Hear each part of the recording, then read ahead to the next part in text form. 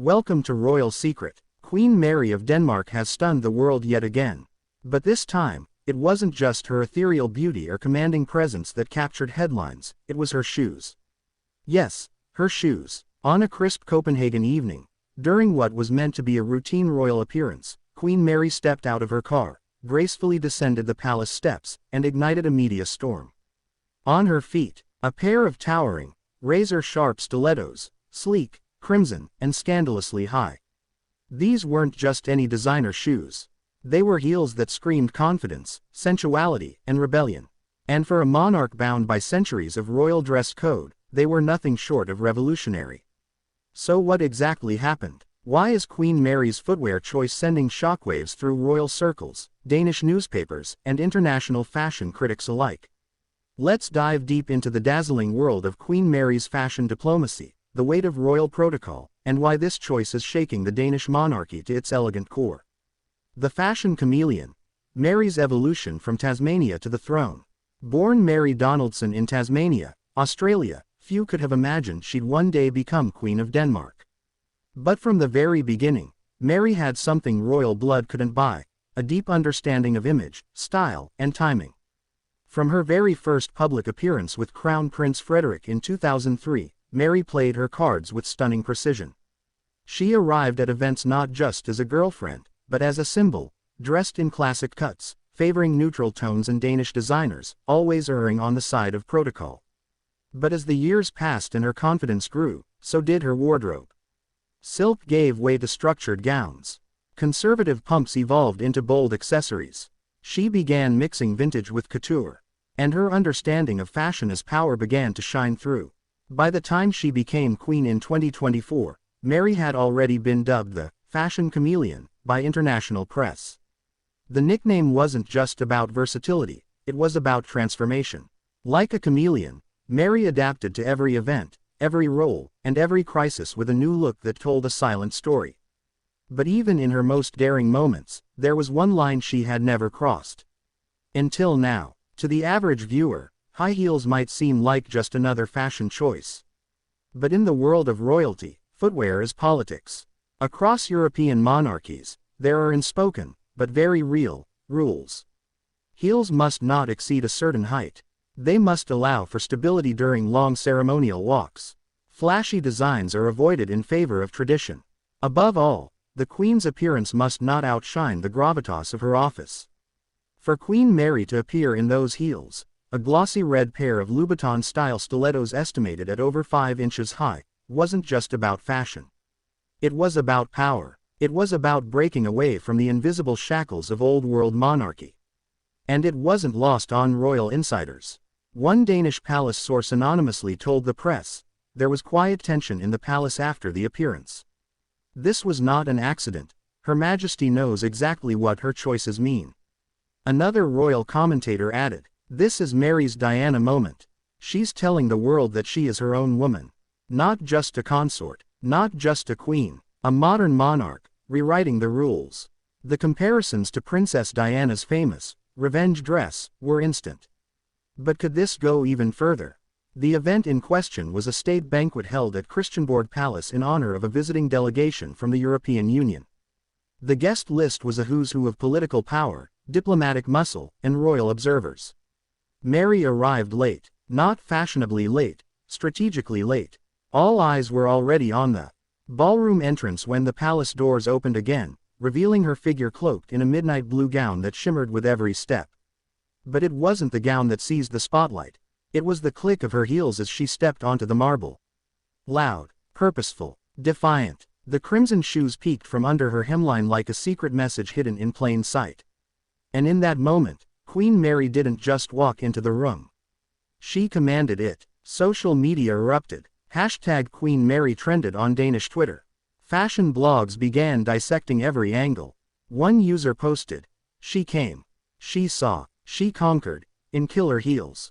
Another wrote, Queen Mary just served the most dangerous look a monarch can serve. The throne has never looked this fabulous. But inside the palace, it wasn't all praise. Palace aides reportedly scrambled behind the scenes after the event. Internal briefings were issued to the royal press office. Courtiers speculated if the Queen's wardrobe was chosen without consultation from protocol advisors. And King Frederick, he remained silent. But insiders suggest the king was not blindsided. In fact, some believe the heels were part of a broader message, one both sovereigns crafted carefully. A message about change. A Danish historian commented in a morning broadcast. We're witnessing the evolution of monarchy in real time. Queen Mary's choice is not rebellion for rebellion's sake. It's a signal to the world that the Danish crown is adapting to modernity, with style and substance. But others weren't convinced. A conservative newspaper editorial claimed, this was a deeply inappropriate display. There is a difference between fashion leadership and undermining the quiet dignity of royal rule. Still, no official comment has been made by the royal Danish court. One step in crimson stilettos, and suddenly every royal across Europe was watching. But what message was Queen Mary really sending, and who was she aiming it at? When Queen Mary took that now infamous step into the grand ballroom at Christiansborg Palace, she didn't just break royal protocol, she broke the silence. Her heels weren't just leather and lacquer. They were symbols, red flags, political statements, and as the echoes of her entrance rippled across the globe, the headlines poured in like a fashion hurricane. International fashion media erupts.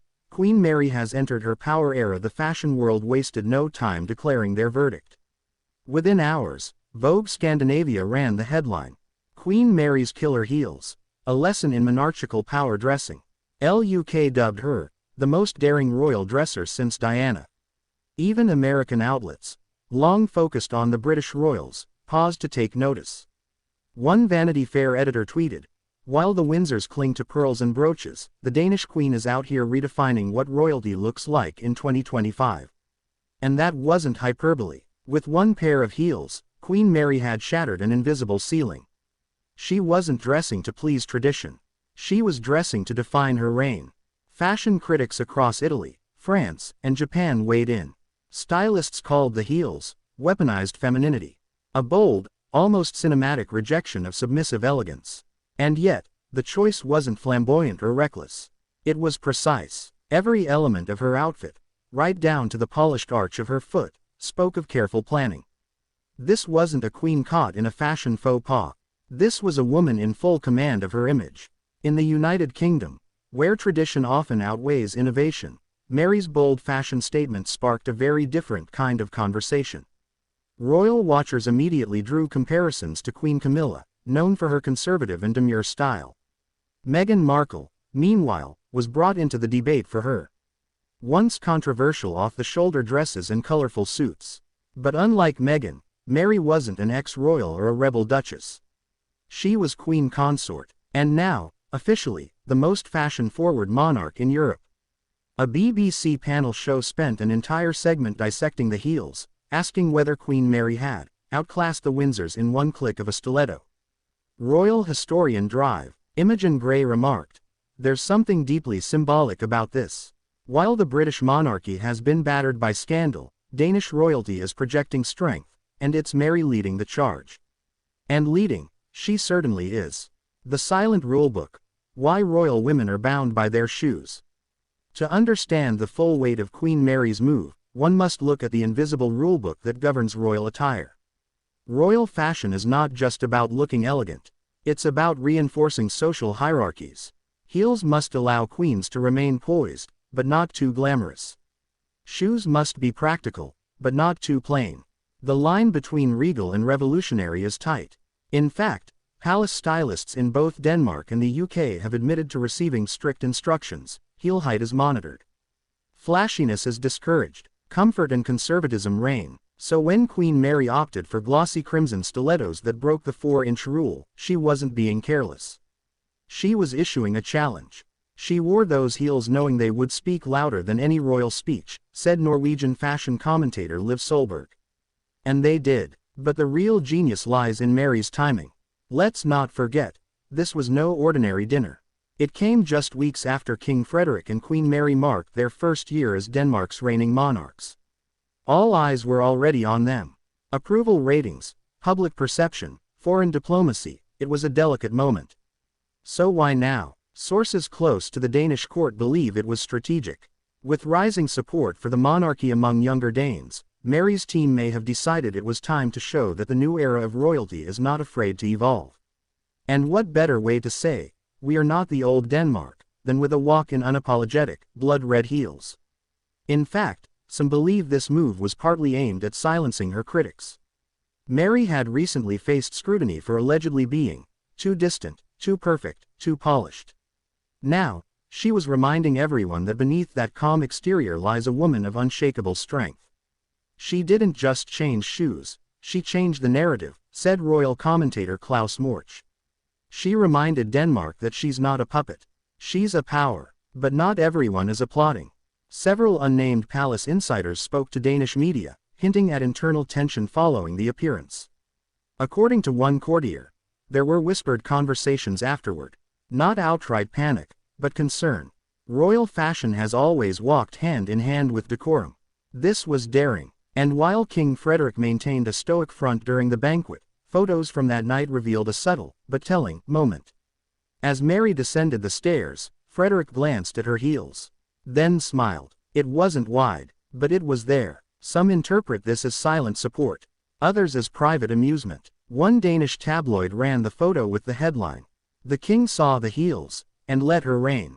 Whether coordinated or not, the message was clear. Mary was no longer playing by the old rules. And the palace, it seemed, was either on board, or wisely stepping aside. Thanks for watching.